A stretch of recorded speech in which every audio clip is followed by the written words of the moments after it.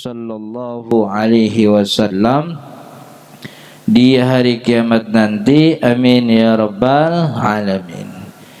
Para jemaah Bapak Ibu yang dirahmati Allah, materi kita lanjutkan dari yang sudah kita pelajari sebelumnya tentang sujud, begitu ya.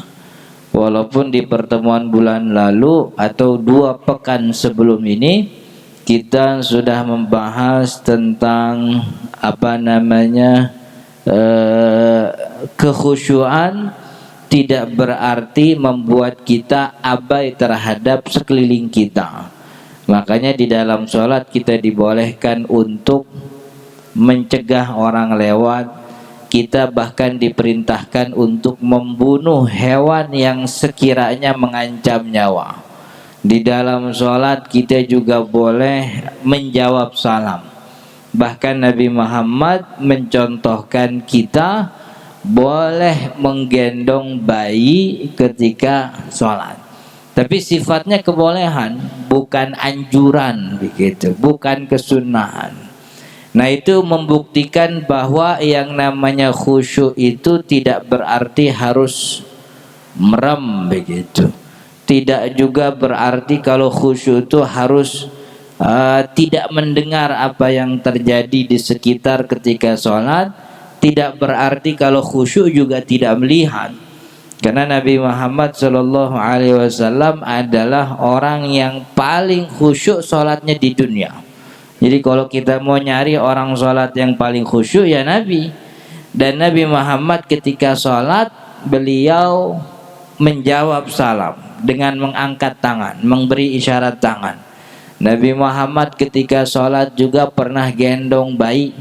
Nabi Muhammad SAW bahkan pernah memperlama sujudnya, karena di atas pundaknya ketika beliau sujud ada Sayyidina Hasan dan Husain, kan begitu. Makanya dulu sempat masyhur cerita tentang Sayyidina Ali bin Abi Thalib yang ketika sholat kemudian terjadi kebakaran. Dan saking khusyuknya itu Sayyidina Ali sholat, beliau tidak memperdulikan adanya api. Nah, itu masyhur dulu tuh. Tapi sampai sekarang saya belum pernah nemu tuh. Belum pernah nemu ada riwayatnya. Justru riwayat tentang membunuh hewan ketika sholat itu tokohnya Sayyidina Ali, kan ya. Jadi ketika Nabi Muhammad sholat, kemarin yang kita singgung tuh, Nabi Muhammad sholat bersama Sayyidina Ali. Lalu Sayyidina Ali melihat ada kalajengking. Kalajengkingnya kalajengking Arab lagi, kan gitu. Kalajengking Arab kan rada gedean kan. Biasanya kalau yang Arab-Arab rada gedean biasanya. Tapi Sayyidina Ali walaupun sholatnya khusyuk, tetap beliau membunuh hewan itu dengan menginjaknya pakai kakinya, kan begitu. Dan Nabi Muhammad ngelihat toh orang sholatnya berdua bareng Nabi. Tapi Nabi Muhammad tidak melihat itu sebagai kesalahan. Nah, jadi memang kita ini sering tuh dapat cerita-cerita yang memang keasliannya perlu ditahqiq lagi, begitu. Walaupun mungkin salah satu fungsi cerita atau hikayat yang kita dapat tuh yang mungkin atau yang jadi poinnya tuh pelajarannya, bukan benar atau tidaknya, begitu, tapi pelajaran dari cerita-cerita tersebut. Sebagaimana yang banyak kita dapat dari kitab Durratun Nasihin itu. Kitab Durratun Nasihin itu kan banyak riwayat yang dikatakan oleh ulama riwayatnya lemah, bahkan sampai pada level maudhu, levelnya palsu.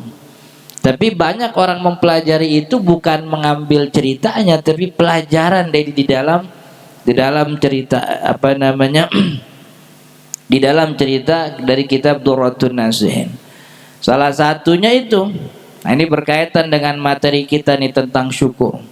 Salah satu cerita yang sering saya sampaikan dalam kitab Durratun Nasihin, nanti ternyata di hari kiamat itu ada 4 orang yang bertengkar depan pintu surga.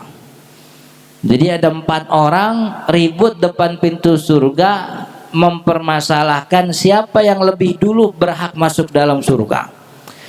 Pertama ada orang kaya dermawan, yang kedua orang haji mabrur, yang ketiga mujahid fisabilillah, yang keempat orang alim berilmu. Ini 4 orang bertengkar nih, mau duluan masuk gitu. Yang haji mabrur, yang mujahid merasa dia lebih berhak masuk duluan ke dalam surga karena mujahid mempertaruhkan nyawa, kan begitu, di jalan Allah, mati di medan perang. Ini merasa lebih berhak. Orang haji mabrur juga sama. Kan Nabi Muhammad SAW dalam sabdanya, hajjun mabrur, hajjun al-jihad ta'dilu hajjan mabruran bal afdal. Ketika Sayyidah Aisyah mengatakan, ya Rasul, kita lihat kayaknya jihad nih ibadahnya besar sekali, pahalanya juga pasti tinggi, tapi kenapa orang perempuan gak boleh jihad? Lalu kata Nabi Muhammad, bal hajjun mabrur afdalul minal jihad. Kata Nabi Muhammad gitu, haji mabrur itu lebih layak, apa lebih afdal daripada jihad fisabilillah. Makanya orang yang haji mabrur ini merasa lebih berhak daripada orang yang mujahid masuk duluan. Lalu orang ketiga juga sama. Orang ketiga itu orang alim, orang alim yang dermawan, orang pinter, orang ahli agama. Yang keempat juga merasa lebih berhak masuk duluan, yaitu orang dermawan. Ribut mereka berempat tuh. Ini cerita di kitab Durratun Nasihin. Bagaimana ributnya di akhirat kita kan nggak pernah tahu. Tapi hikmahnya bagus. Lalu Nabi Muhammad, Allah Subhanahu Wa Taala ngutus malaikat Jibril. Jibril turun. Itu orang yang lagi ribut. Datang malaikat Jibril. Ditanyain satu-satu. Kenapa pada ribut? Ini Jibril. Orang pada ribut siapa yang berhak masuk surga duluan. Kan sebenarnya saya yang masuk duluan. Anda siapa? Saya mujahid fisabilillah, berhak masuk surga duluan. Nabi Muhammad janjiin orang yang masuk medan perang lalu wafat dan tidak kembali kecuali nama, itu akan dapat balasan surga. Kan begitu? Ditanya sama Jibril, siapa yang ngasih tahu ente kalau mujahid masuk surga duluan? Itu guru tuh, ulama yang ngasih tahu. Kata Jibril, kalau gitu sadar diri dong. Yang ngasih tahu benerannya lebih layak masuk duluan. Mestinya ustadz dulu yang masuk daripada mujahid. Kan ente jihad juga gara-gara ulama. Jihad bisa tahu jihad fadilahnya kan gara-gara ustadz juga. Lebih dulu mestinya ustadz duluan ini yang masuk. Ente belakangan. Akhirnya mujahid kalah tuh. Mujahid kalah banding, mundur deh. Lalu yang nomor 2 nih, Jibril nanyain, Anda siapa? Saya orang haji mabrur. Haji mabrur, kata dalam sabda Nabi Muhammad, haji mabrur lebih afdal daripada jihad. Nabi Muhammad juga bilang, laisa lahul jaza illal jannah. Haji mabrur tuh pahalanya bukan 10 kali lipat, bukan 20 kali lipat, tapi Nabi Muhammad yang bilang haji mabrur tuh kagak ada pahalanya kecuali surga. Saya layak nih masuk duluan ke surga. Ditanya lagi sama Jibril, siapa yang ngasih tahu ente kalau orang haji mabrur berhak masuk surga? Ya ustadz sih kan. Ulama yang dulu ngajarin saya, katanya haji mabrur tuh masuk surga. Makanya saya kumpulin duit yang banyak pergi haji. Waktu haji saya optimalin ibadah sepanjang-panjangnya ibadah di Makkah, di Madinah, biar dapat haji mabrur. Siapa yang ngasih tahu? Ustadz katanya. Yang ngasih tahu ulama. Kata Jibril, sadar diri dong. Kalau yang ngasih tahu ustadz kan mestinya ustadz duluan yang masuk kan gitu. Lalu yang ketiga ditanya sama Jibril nih. Ini mujahid udah mundur, haji mabrur udah mundur. Lalu Jibril nanya yang ketiga, Anda siapa? Saya orang kaya yang dermawan. Duitnya banyak, nyumbangnya juga banyak. Pemasukannya banyak, sedekahnya juga banyak. Masjid banyak yang diberdayakan, anak yatim banyak yang disantuni, kemudian pesantren banyak yang dibantu bangunannya. Orang kaya dermawan, berhak masuk surga. Oh iya, ibadah saya begitu, ibadah saya dengan apa istilahnya, penghasilan yang saya dapatkan, pemasukan yang saya punya, semuanya saya serahkan kepada Allah. Saya bantu anak yatim, Janda-janda yang tua begitu saya tolongin kan. Kalau yang muda kan udah banyak banget yang nolong. Kalau yang tua jarang. Janda-janda tua saya tolongin, pesantren saya bantu, yatim piatu saya santunin, masjid banyak yang saya tolongin, banyak sudah harta saya buat di jalan Allah, maka saya berhak masuk surga. Ditanya lagi sama Jibril, yang ngasih tahu ente siapa? Yang ngasih tahu Ustadz yang ngasih tahu waktu pengajian, katanya harta yang kita dapatkan tidak berarti apa-apa kecuali kita sedekahkan, kita infakkan di jalan Allah. Maka itulah jalan kita masuk surga. Itu kata Ustadz itu. Jadi tahu ente bakal masuk surga kata Ustadz. Kata Ustadz. Mestinya kalau gitu sadar diri dong. Ustadz dulu yang masuk. Mundur. Akhirnya mundur nih orang. Ini Mujahid udah mundur, Haji Mabrur udah mundur, yang nomor 3 orang kaya udah mundur. Tinggal Ustadz nih terakhir ditanya. Ente berhak masuk surga. Ya riwayat yang kita dapat dari Nabi Muhammad sih begitu. Cuman begini Jibril kata apa kan, soalnya nih Ustadz tuh udah menang nih, menang 3-0 kan. Mujahid kalah kan gitu, Haji Mabrur kalah, orang kaya juga kalah. Dia menang nih, udah tinggal masuk. Cuman dia bilang, cuman begini Jibril, saya sih emang guru, saya ngajarin banyak orang. Itu orang bisa berangkat jihad kan saya kasih pendapat ulama tentang fatwa jihad, fadilah jihad saya jelasin. Orang Haji Mabrur juga saya yang ngajarin itu waktu haji gimana ngerjainnya. Orang kaya bisa sedekah gitu juga saya yang riwayatin hadis daripada para ulama tuh. Cuman begini Jibril, dulu nih saya orang miskin Jibril gitu. Ini ceritanya begitu. Cerita begitu. Dulu saya orang miskin, mau belajar susah, orang tua nggak punya. Datang orang kaya ngasih saya beasiswa, masuklah saya pesantren. 6 tahun saya belajar, semua biaya diduitin sama tuh orang kaya gitu, sama orang kaya.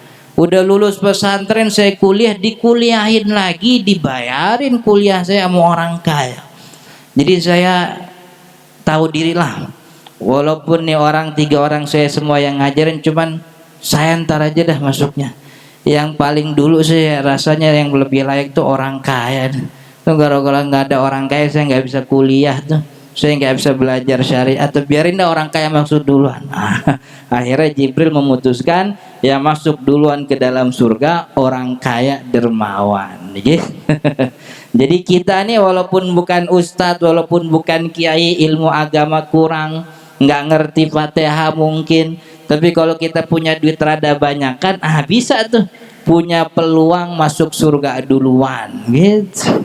Dari apa? Dari harta yang kita punya. Sedekah di jalan Allah, zakat jangan ditinggal, infak terus dirutinin kan begitu.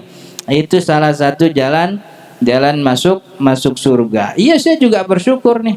Saya kuliah itu sepanjang kuliah nggak pernah ngeluarin biaya, dibayarin sama orang. Yang bayarin orang Saudi. Bukannya cuma dibayarin kuliah, tiap bulan saya dikasih gaji. Di tiap bulan mahasiswa dikasih tunjangan. Orang-orang bayar ke kampus, kampus kita dibayarin sama kampus. Dikasih tuh tiap bulan kita dapat 200 real.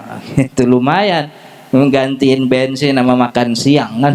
Jadi kita semua ini walaupun jadi tidak mesti untuk bisa masuk surga harus pinter agama, enggak. Makanya Allah dalam Al-Quran surat Al-Mulk yang kita sering baca, Tabarakalladzi biyadihil mulku wa huwa ala kulli syai'in qadir alladzi khalaqal mauta wal hayata liyabluwakum ayyukum ahsanu amala. Kata Allah, ini Allah ciptakan hidup dan mati agar menguji kalian, liyabluwakum ayyukum ahsan, bukan ayyukum aksaru ilman, untuk menguji kalian siapa di antara kalian yang banyak ilmu, bukan. Allah bilangnya ayyukum ahsanu amal, siapa yang baik amalnya. bukan yang banyak ilmunya, bukan yang juga banyak amalnya, tapi amalnya tuh baik. Ya kalau amalnya baik banyak kan lebih bagus lagi. Maka itu penting daripada ibadah-ibadah kita tuh diisi sisi akhlaknya. Sisi akhlak tuh kalau bahasa ulama dulu namanya tasawuf. Kalau orang sekarang karena rada anti sama tasawuf nyebutnya tazkiyatun nafs. Tapi apapun namanya tazkiyatun nafsi atau tasawuf atau kashful asrar atau tanazulul anwar, macam-macam namanya, tapi pada intinya ilmu itu yang berbeda-beda nama itu semua mengajarkan akhlak dalam beribadah. Dan memang semua ibadah yang Allah turunkan intinya adalah kita berakhlak kepada Allah dan kepada sesama manusia. Kan memang begitu. Wa ma bu'itsu liutammima makarimal akhlak, kata Nabi Muhammad. Aku tidak diutus oleh Allah kecuali untuk menyempurnakan akhlak. Dalam surat Ali Imran ayat 163 saya lupa. Walaqad mannallahu 'alal mu'minina idz ba'atsa fihim rasulan min anfusihim yatlu 'alaihim ayatihi wa yuzakkihim wa yu'allimuhumul kitaba wal hikmah. Jadi kata Allah, Allah telah menganugerahkan kepada orang-orang mukmin ketika Allah menjadikan satu di antara mereka sebagai rasul. Buat apa tugas rasul? 3. Yatlu 'alaihim ayatihi. Rasul membacakan, mentilawakan ayatnya. Ini kalau kita buka konteksnya, maksudnya rasul itu tugasnya dakwah tauhid, menjelaskan keesaan Allah, memberikan bukti keberadaan Allah. Karena ayat-ayat Allah kan bukan cuman ayat yang dibaca, tapi ayat yang kata kalau bahasanya Zainuddin MZ, ayat kauniyah, kan begitu. Ayat yang ada di muka bumi ini, alam ini. Itu yang dibaca oleh Rasul buat kita. Rasul nunjukin kita keesaan Allah. Rasul nunjukin kita wahdaniyat, keesaan dalam fi'il Allah, bahwa tidak ada yang terjadi di muka bumi ini kecuali atas izin dan kehendak Allah. Yang kedua kata Allah, wa yuzakkihim. Tugas Rasul apa? Yuzakkihim, mensucikan jiwa mereka. Baru nomor 3, wa yu'allimuhumul kitaba wal hikmah. Nabi Muhammad ajarin Al-Quran, ajarin hikmah, sunnah Nabi. Jadi nomor 3 itu maksudnya syariat Islam, ngajarin sholat, puasa, zakat. Tapi nomor pertama tauhid, mengesahkan kepada Allah dulu. Orang-orang harus tahu bahwa Tuhannya itu Allah. Jangan sampai cuma ngaku doang tapi di otak pikirannya masih ada orang lain yang bisa menyelamatkan. Kan itu sekarang banyak begitu tuh, ngakunya iman tapi di otaknya tuh ya itu, alhamdulillah Ustaz, alhamdulillah dia ngomong, sejak merah burung perkutut nih dagangan laku mulu Ustaz. Wah, burung perkutut gitu. Alhamdulillah Ustaz, ini sejak pakai gesper nih, pakai amben kata dia. Jangankan perawan, nenek lemes lihat saya Ustaz. Wah, nenek memang lemes mulu kan. Udah nenek emang lemes mulu.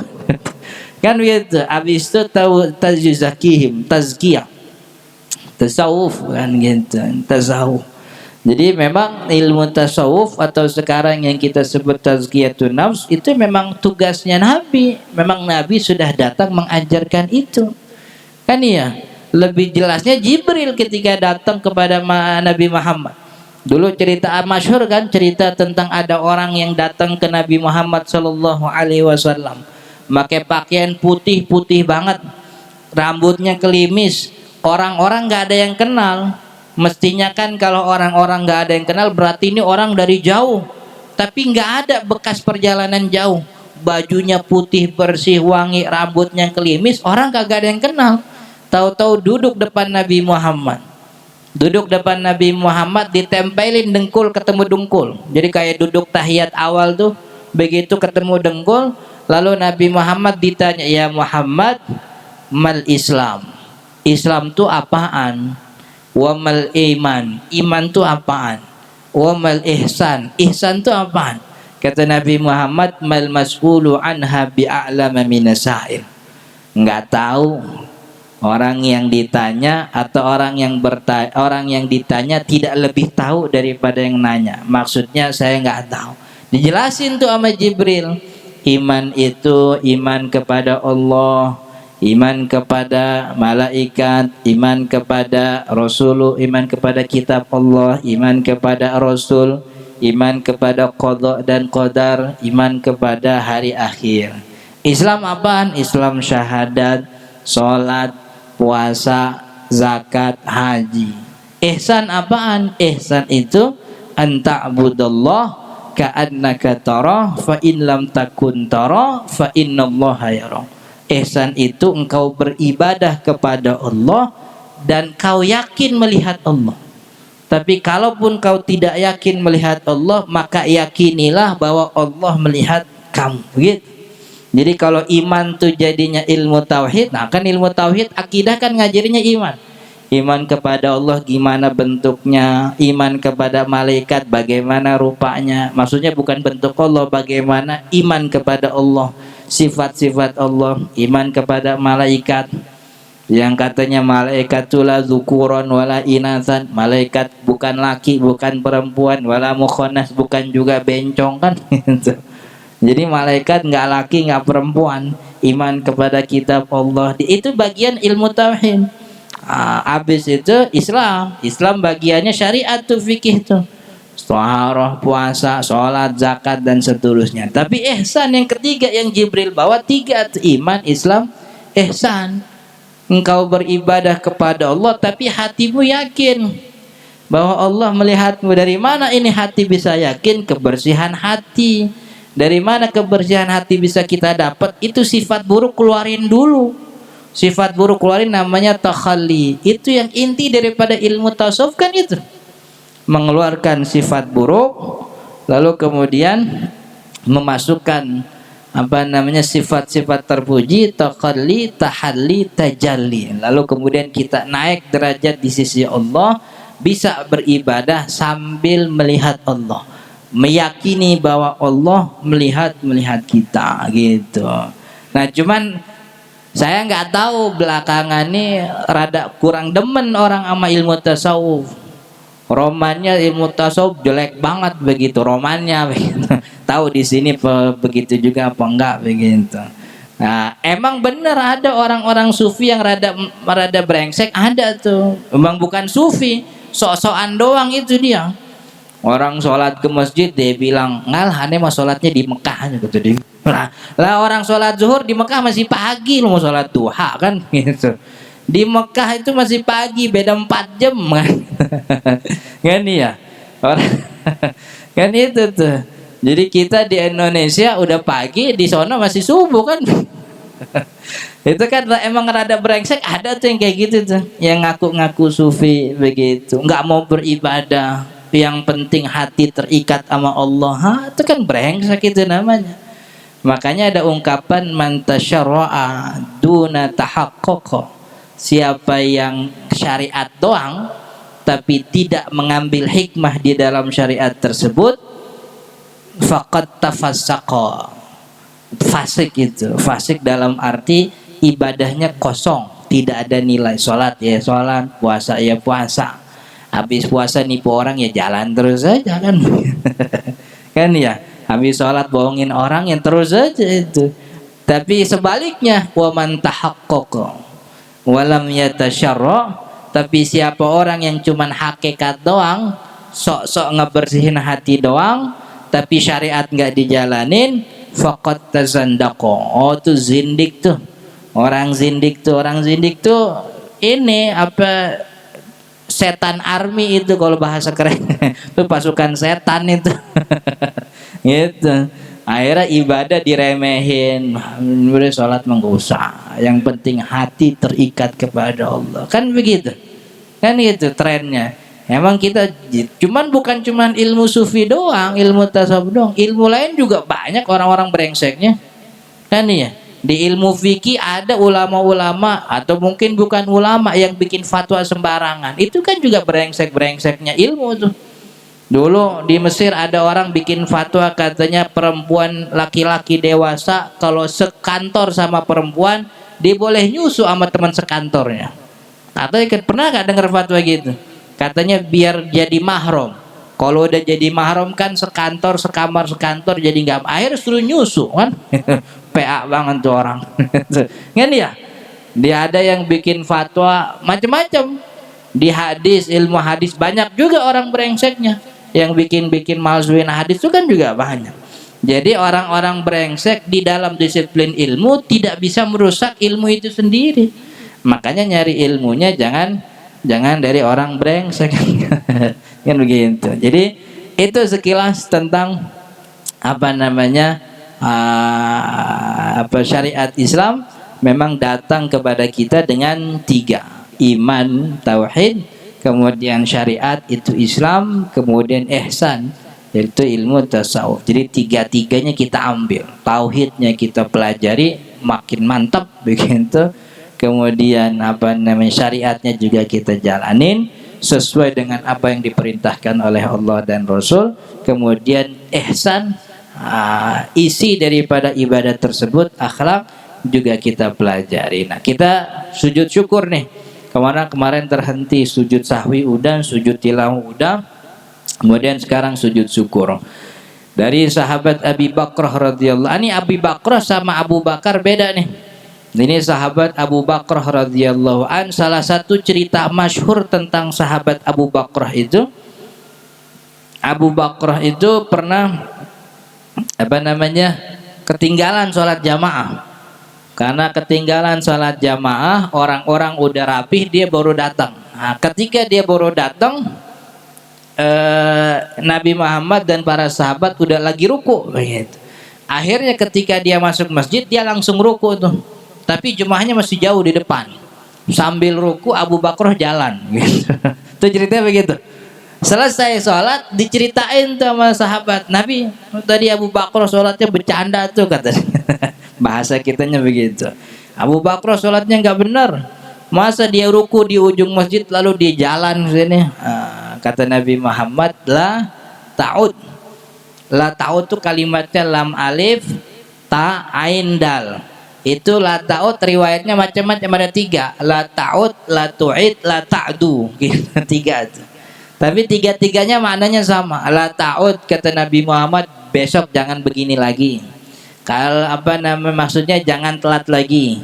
La tu'id, jangan ulangi lagi. La ta'du, besok-besok kalau sholat jangan lari. Jadi pas lagi ruku dia agak lari cepat gitu. Jadi tapi 3-tiganya semuanya sama, bahwa sholatnya Abu Bakrah sah.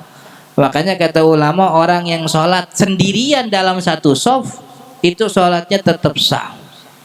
Orang yang sendiri, karena Abu Bakrah sendirian tuh di belakang tuh. Orang yang sholat sendirian di belakang shaf, sholatnya tetap sah. Jadi di ada shaf nih rapi, shaf 1, shaf 2, shaf 3. Dia sendirian di shaf keempat karena emang gak ada orang lagi. Sholatnya tetap sah. Cuman memang tidak disukai gitu. Jadi sahabat Abu Bakrah radhiyallahu an mengatakan meriwayatkan Nabi Muhammad sallallahu alaihi wasallam, idza atahu amrun yasurruhu, kalau datang kepada dia perkara yang menyenangkan hati dan ia diberi kabar gembira, kharra sajidan lillah. Nabi Muhammad sujud sebagai bentuk syukur kepada Allah. Jadi kalau datang sesuatu yang menggembirakan atau dikabari kabar gembira gitu. Dikabari, assalamualaikum Pak Haji, alhamdulillah proses sudah selesai, insya Allah Bapak tahun ini pergi haji. Gitu. Nanti Bapak mohon hari besok datang ke kantor ngambil segala persiapannya. Wah, itu kan kabar gembira tuh. 2 tahun dihalang-halangin, tahun ini alhamdulillah berangkat juga. Alhamdulillah bisa kalah juga. Itu tahun ini berangkat apa enggak nih ntar tahun ini? Mudah-mudahan berangkat ya. 2 tahun soalnya. Gitu. Mudah-mudahan siapa namanya Omikron. Itu kagak ini, enggak. Man katanya Omikron ntar munculnya bulan April ya. Kan iya beritanya begitu. Kemarin kan mau datang pas Natal tuh. Kagak jadi kata dia. Kata siapa Al-Mukallam Ruhut itu lu. Kata dia ntar puncak-puncaknya April Mei, kata dia. Lah April Mei lebaran itu, lebaran haji. Mau repot lagi nih kita. Mudah-mudahan kagak nah begitu. Kenapa kita kudu ngumpulin duit kali ya? Ngumpulin duit banyak-banyak kita kasih Luhut. Nih Hut, jangan beres-beresin lagi urusan haji. Biarin gue berangkat. Nih duit buat lo semua. Kali gitu sama yang punya duit man mau dia gitu. Dia ngeliat kita orang miskin kali. Jadi kalau dapat kabar gembira Nabi Muhammad sujud. Tapi sujud syukur itu tidak berarti semua nikmat harus kita sujudin. Karena kalau semua nikmat kita harus sujud, nggak ada waktu kita buat kerja nih. Karena semua ini kan nikmat nih. Nih mata bisa melek nikmat, mulut bisa ngomong nikmat, kuping bisa dengar nikmat. Akur sama bini kan juga nikmat itu. Kan ya? Akur sama bini, kagak ribut sama mertua, nggak punya permusuhan sama mantu, itu kudu nikmat itu. Makanya salah satu resep biar kita banyak rezeki, makna rezekinya kita gedein. Jangan rezeki kita manain cuman duit doang. Ya udah, lagi kagak duit bilang mah miskin banget gue ini sah. Padahal mobil ada, rumah punya, istri kagak marah-marah, itu kan juga ada rezeki. Jadi memang ada syariat bahwa kalau kita dapat kabar gembira atau sesuatu yang menggembirakan kita kerjakan, itu disunnahkan kita untuk melakukan sujud syukur. Apa sebabnya sujud syukur? Pertama, mendapat nikmat yang tidak terjadi setiap hari, tadi kita singgung. Karena kalau terjadi setiap hari, akhirnya hidup kita terus terlalu kebanyakan sujud, ya bukannya jelek, cuman akhirnya banyak kerjaan terbengkalai ya kan gitu. Jadi nikmat yang tidak terjadi setiap hari, kabar menikah, kelulusan, kesuksesan, proyeknya jebol misalnya kan itu. Maksudnya jebolnya tuh jebol naik begitu, bukan jebol bangkrut. Wah, itu nikmat yang tidak terjadi. Maka untuk nikmat-nikmat yang terjadi setiap hari tidak disunnahkan. Kan gitu, bangun tidur tuh nikmat kan ya. Dan ini tergantung sifatnya kondisional. Bagi sebagian orang nikmat itu mungkin terjadi setiap hari. Kayak kita lihat sekarang di TV itu ada program uang kaget kan, uang kaget tuh saya demen tuh nontonnya tuh gitu. Walaupun rada kurang suka juga, kurang sukanya tuh orang miskin disuruh lari-lari kan, kesian. Cuman bagus juga, demen aja ngelihatnya. Jadi uang kaget, pas uangnya habis kaget lagi tuh dia. Uang kaget. Jadi itu kan uangnya cuma 12 juta. 12 juta tuh bagi sebagian orang dia bisa dapat hanya hitungan jam. Bagi sebagian orang 12 juta tuh hitungan 2-3 jam gue dapat 12 juta kan begitu. Tapi bagi sebagian orang lain 12 juta tuh mungkin seumur hidup sekali-kalinya dia dapat tuh. Maka bagi orang ini kemudian disunnahkan untuk melakukan sujud syukur. Nah, bagaimana teknisnya ntar kita pelajari. Orang kalau sujud cuma tibang sujud doang, padahal sujud syukur itu dia mengambil porsi terbesar sholat. Makanya kata ulama, sujud syukur kita syarati seperti syarat sholat.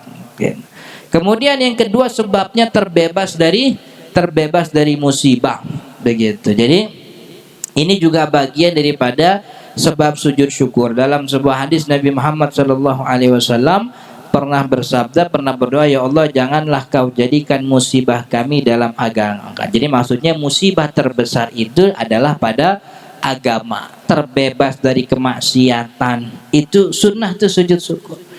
Ditarik-tarik, yuk ikut yuk gitu. Ikut yuk, mau kemana? Ya namanya malam minggu kita jalan-jalan dulu dah kan gitu. Toto main perempuan, toto main judi, toto minum khamar, terbebas kita dari itu. Itu juga kita disunahkan sujud, karena musibah terbesar bagi hidup kita adalah kemaksiatan. Termasuk musibah ini ya, ini mohon maaf kalau saya ngomong nih, musibah yang terjadi di Kalimantan, yang tabrakan jangan, salah satu adab bersyukur itu jangan mengungkapkan nikmat di depan orang yang kena musibah. Kemarin pas musibah itu terjadi, saya tidak berarti nyuruh orang jangan bersyukur, jangan. Bersyukur kepada Allah, cuman jangan di media sosial dong. Itu ada keluarga yang keluarga mak bapaknya mati di dalam mobil baca itu kan sakit hati. Jadi syukur aja benar, sujud syukur di rumah, baca Al-Quran sebagai bentuk syukur, bersedekah, jangan diungkapin di media sosial. Kemudian ada beberapa orang yang mau saya bukannya nggak setuju, cuman tuh kurang adab. Ada satu cerita saya dapat, ada motor yang bawa kue sedekah katanya. Jadi tiap hari Jumat memang ibu ini sedekah rajin, lalu kemudian terbebas dari nggak ketabrak, padahal dia ada di samping lampu merah itu begitu. Loh, apa yang semua ketabrak tuh kagak rajin sedekah begitu kan ya? Siapa yang tahu begitu? Itu jangan-jangan di dalam mobil dia lagi zikir ketabrak, jangan-jangan dia lagi baca Al-Quran, iya mungkin gak baca Al-Quran, di mobilnya lagi nyetel tilawah, ketabrak. Jangan kait-kaitkan itu, jangan seakan-akan yang dapat musibah tuh orang maksiat, yang gak dapat musibah tuh berarti tak, jangan begitu kan ya. Orang yang dari muda minum mabok-mabokan sampai sekarang hidup masih ada, tapi orang yang rajin sujud mati tahu-tahunya. Apa kita bilang hebat tuh orang tuh dapat nikmat? Kan enggak. Jangan begitu. Jadi ungkapan syukur itu juga harus beradab. Jangan sujud di depan orang yang kena musibah, itu sakit hati itu. Itu bentuk berakhlak dalam bersyukur. Jangan kemudian iya betul sebagai motivasi. Ya kan, salah satu sebab kita selamat ini kan juga Allah yang takdirin. Kan begitu. Tapi kan kehendak Allah juga terjadinya kecelakaan. Maka jangan kemudian dikatakan, wah ini gara-gara sedekahnya banyak jadi bebas, oh berarti yang itu kagak sedekah.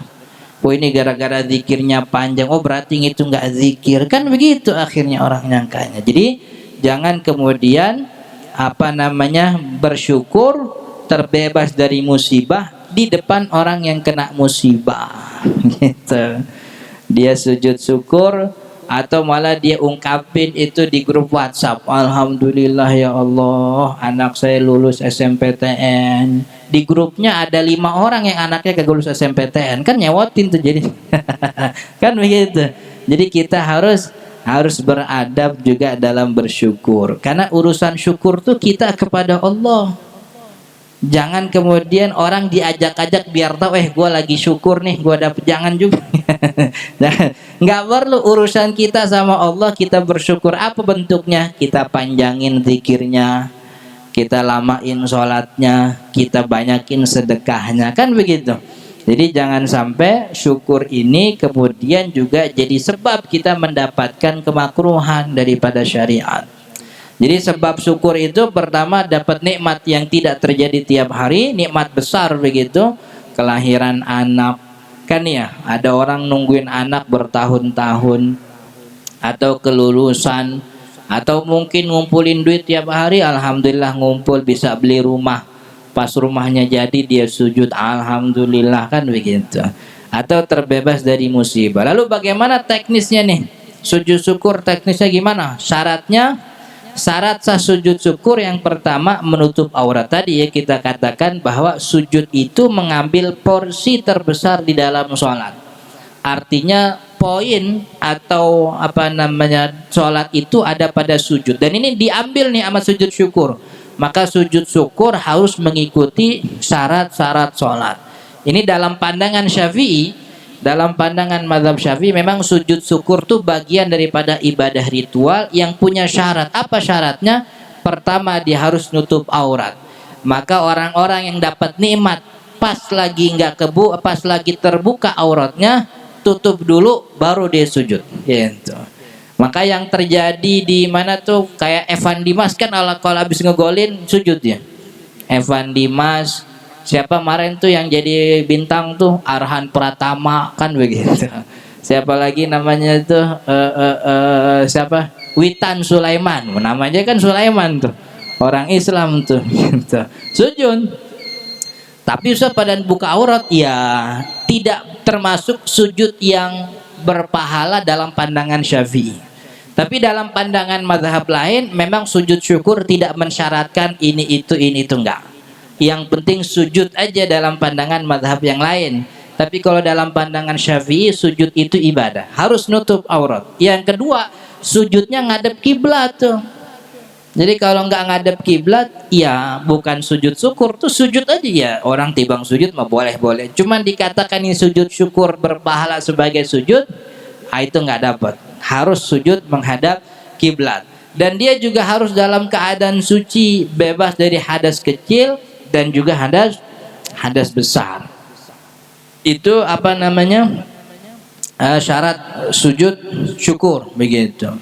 Kemudian datang ketika waktunya. Maksudnya kapan waktunya? Waktunya ketika kabar itu dia terima atau kesenangan itu dia dapat. Itu waktunya dia dalam keadaan berwudu, dalam keadaan apa namanya nutup aurat, bisa ngadap kiblat, sujud sahwi. Nah, bagaimana teknisnya? Pertama dia menghadap kiblat, lalu niat untuk sujud syukur sambil melakukan takbir. Jadi takbiratul ihram kayak sholat. Allah ketika takbir dia niat dalam hati untuk sujud syukur. Allahu Akbar. Nah, gitu. Kemudian setelah itu takbir lagi untuk turun sujud. Kalau dia lagi berdiri ya langsung sujud. Kalau dia lagi duduk ya langsung sujud. Jadi takbir 2 kali. Pertama takbiratul ihram, Allahu Akbar. Kemudian yang kedua takbir lagi, Allahu Akbar untuk sujud. Gitu. Kemudian yang ketiga setelah bangun dari sujud, Allahu Akbar, nggak usah tahiyat, langsung Assalamualaikum, Assalamualaikum warahmatullah, Assalamualaikum warahmatullah. Nah gitu tuh. Ini jarang yang tahu nih. Sampai imam masjid tuh jarang. Sampai para ustadz juga banyak tuh. Jadi ini sujud syukur. Saya waktu itu masih ingat tahun 2000 berapa gitu. Ini sih agak politis sebenarnya. Jadi waktu itu Pak Basuki divonis 2 tahun tuh ya, tahun 2019 atau 2040 masih saya lupa. Dia divonis kan 2 tahun. Vonis itu kalau nggak salah tuh hari Selasa tuh, siang-siang. Saya lagi jadwal ngisi kajian tuh di salah satu masjid itu. Lalu dibisikin sama pengurusnya, gitu, Ustaz, kita sujud syukur dulu ya, gitu. Untuk apa? Untuk vonis yang dijatuhi kepada Basuki Cahayapurnama. Gitu. Sujud syukur apa enggak nih? Gitu. Agak bingung. Ya orang jemaah juga pada mau sujud, ya udahlah sujudlah. Kita sujud, Allahu Akbar, Allahu Akbar, Allahu Akbar, Assalamualaikum warahmatullahi, Assalamualaikum warahmatullahi. Sebagai bentuk apa namanya? Adanya sisi terang bahwa pihak kehakiman atau pihak keadilan masih berdiri di atas syariat Islam, bahwa orang-orang yang menghinakan agama maka layak untuk dihukum semestinya begitu. Kemudian selanjutnya salam seperti sholat, sekali cukup, sekali 2 kali lebih. Jadi salamnya sekali boleh, 2 kali lebih bagus. Assalamualaikum warahmatullahi. Nah kemudian ulama menambahkan bahwa setelah sujud syukur itu disunnahkan, kemudian disunnahkan disusul dengan bersedekah dan juga melakukan sholat sebagai penyempurnaan syukur kita kepada Allah. Sholat yang dilakukan adalah sholat sunnah mutlak 2 rakaat. Karena ini sholat sunnah mutlak 2 rakaat, maka tidak boleh dilakukan di waktu terlarang. Tidak boleh dilakukan di waktu terbit matahari, tidak boleh dilakukan setelah sholat subuh, setelah sholat asar. Tapi itu sunnah tuh. Jadi habis sujud syukur, sunnahnya dia sholat 2 rakaat begitu. Kemudian kalau dia mau sedekah, dia bersedekah bagusnya. Diniatkan sebagai syukur kepada Allah. Begitu yang disebutkan oleh Imam Nawawi dalam kitab Al-Majmu'. Dan daripada itu kita juga harus tahu bahwa definisi syukur itu 3. Pertama apa namanya? Sana apa bahasanya gimana syukur itu? Zuhuru athari ni'matil khaliqi ala lisani abdihi sana'an wa atirafan. Syukur itu pertama nampakkan nikmat itu di mulutnya. Apa yang nampak di mulutnya? Sanaan, pujian kepada Allah. Alhamdulillah. Wa biqalbihi syuhud, dan yang kedua hatinya benar-benar yakin, bersaksi bahwa nikmat dan rezeki ini emang dari Allah, bukan gara-gara siapa-siapa. Kalau kita yakini ada orang yang ngasih nikmat dan dia adalah jalan satu-satunya, oh berarti kita tidak mengesahkan Allah. Salah satu bentuk mengesahkan Allah bahwa emang kita bersaksi nih, ini nikmat dari Allah, yakin kita nih nikmat dari Allah, bukan gara-gara siapa-siapa. Jadi jangan sampai mulut doang ngucap syukur, hatinya mengingkari. Sambil ngucap syukur dalam hatinya, abang ipar gue baik banget emang lah abang ipar gitu. Kalau apa-apa terus minta mau abang ipar gue, jangan. Kan begitu, jangan sampai mulut doang tapi hatinya benar-benar yakin. Karena dulu si Fir'aun juga kan begitu. Awak ngaku nih rezeki dari Tuhan, ngaku begitu. Cuman kok makin kaya begitu. Orang kok makin banyak yang demen sama dia, ya duitnya banyak kan gitu. Orang makin taat gitu. Akhir lama-lama lah ngaku Tuhan dia kan. Kita jangan begitu tuh. Karena duit, alhamdulillah, gue mau usaha apa yang gue jalanin masih sukses terus gitu. Gue kalau bikin usaha apa sukses terus nih, tangan gue nih bagus nih tangan nih. Ini kalau megang apa-apa untung, wah begitu. Jadi akhirnya ngerasa jadi kayak Tuhan. Fir'aun juga sama begitu tuh. Awalnya kan emang Fir'aun kerja juga.